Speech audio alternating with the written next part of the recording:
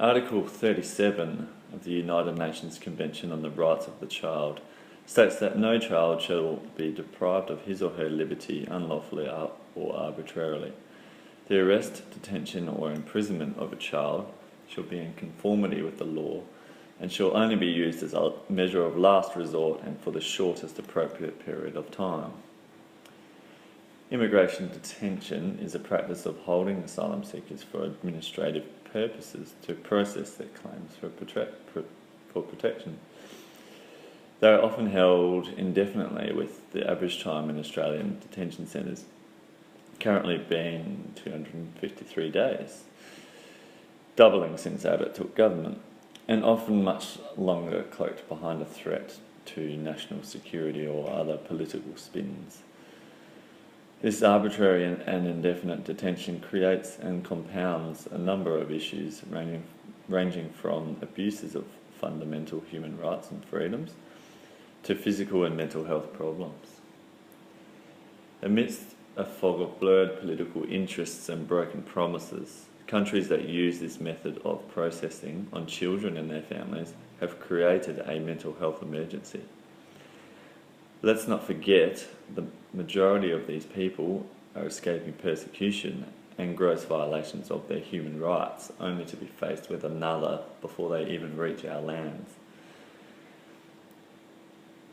There is a wealth of evidence in many areas of the research community that shows immigration detention is detrimental to children.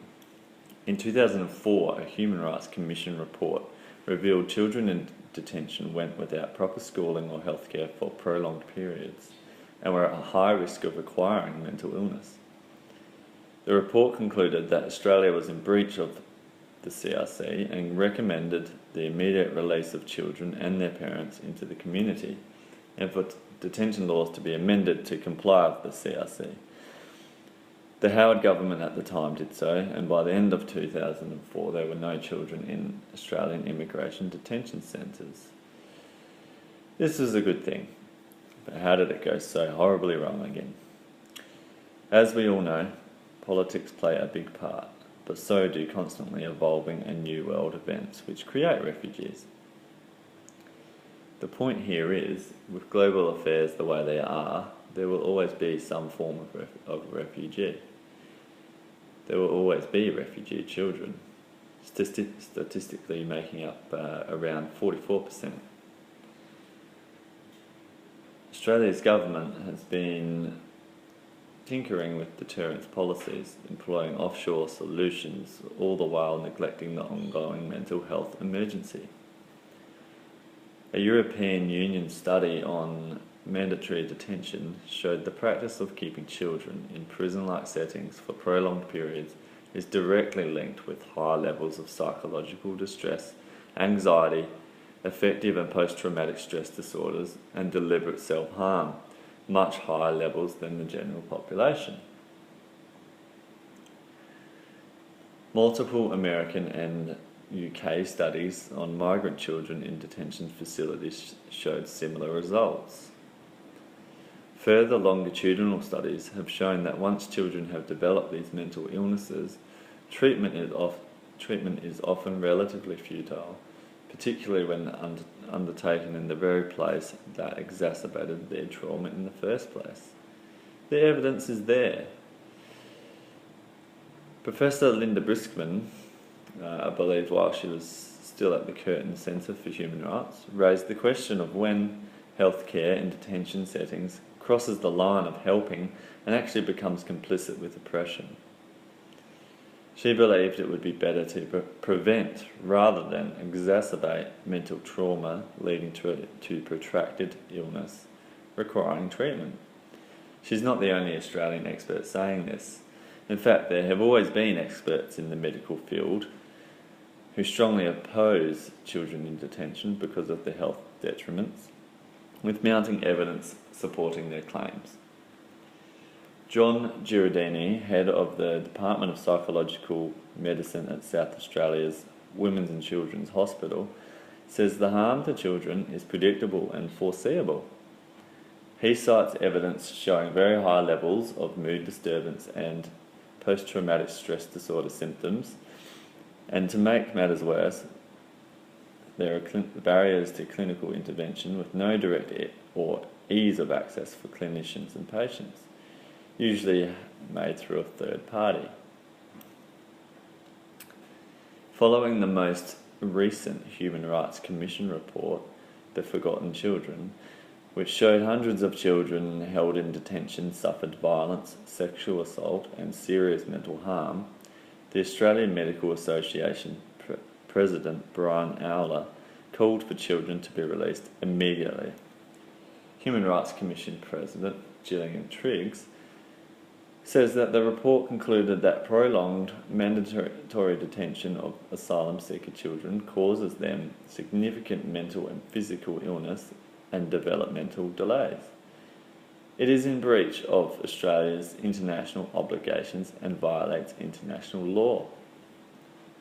From January 2013 to March 2014, the Human Rights Commission found there were 233 assaults in detention involving children, 33 incidents of reported sexual assault, with the majority involving children, and 128 children who harmed themselves.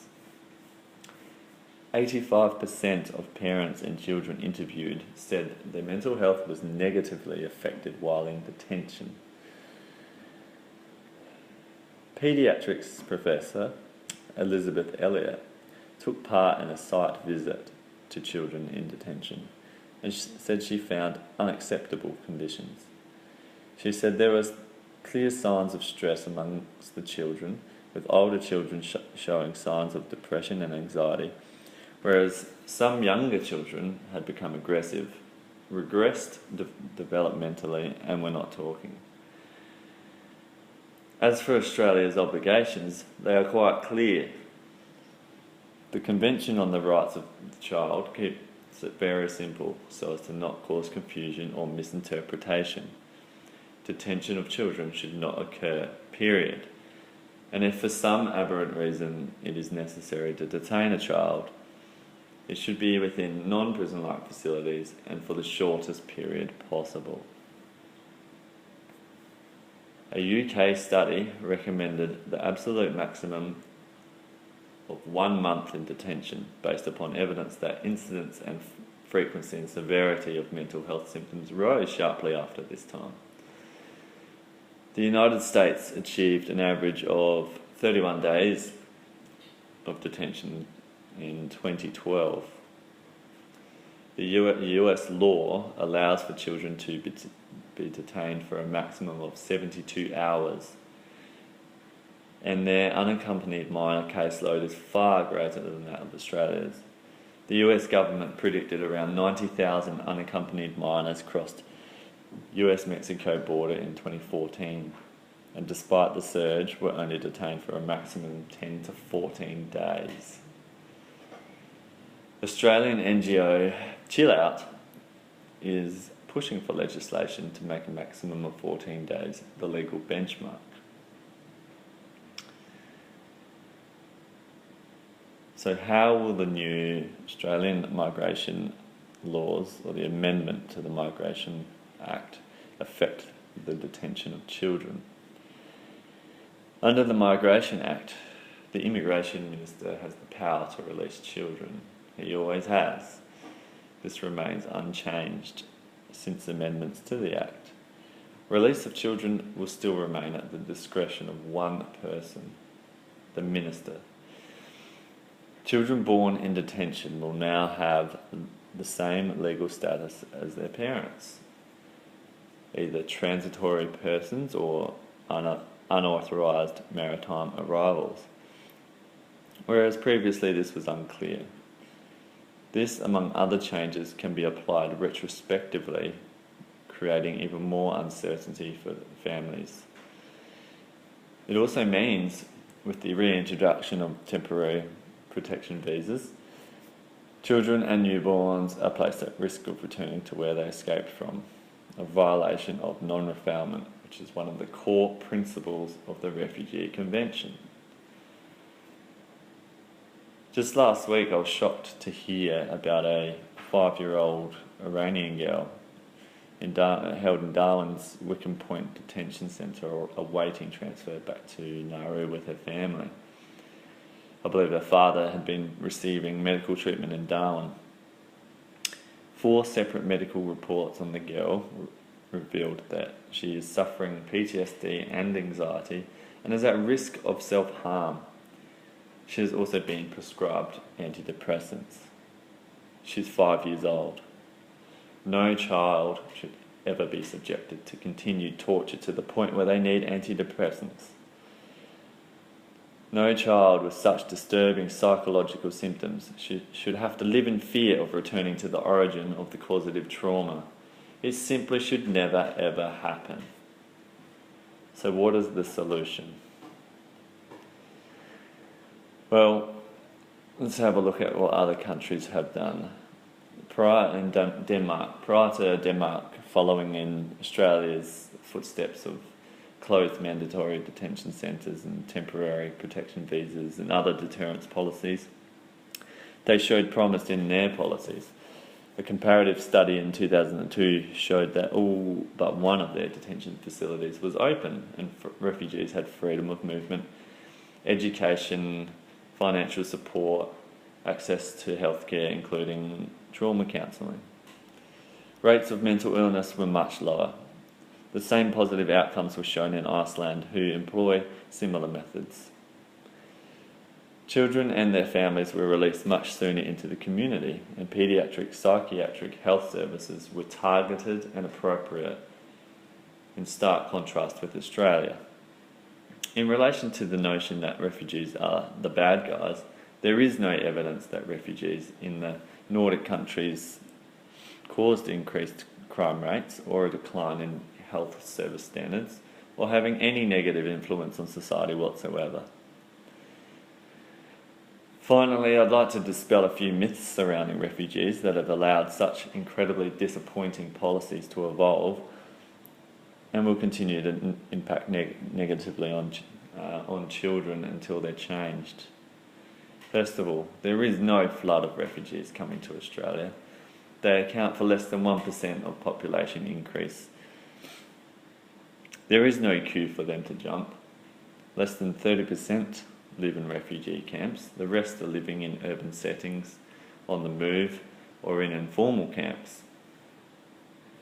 For people coming from Afghanistan, Iran, Iraq, Sri Lanka or Myanmar, there is no country between their homes and Australia who is a signatory to the Refugee Convention and therefore obligated to recognise their legal status as human beings and protect them. They are not illegal. Seeking asylum from persecution is a human right.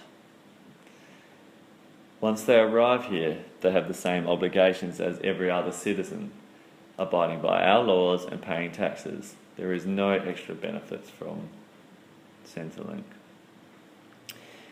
They are not seeking economic gains by leaving their homes. They will not steal your jobs. 44%, as I said earlier, of arrivals have been children.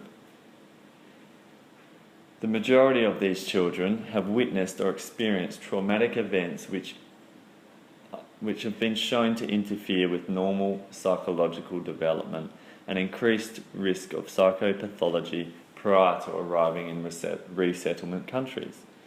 Immigration detention places more stress through isolation, fear, the unknown, abuse, and being kept in limbo indefinitely.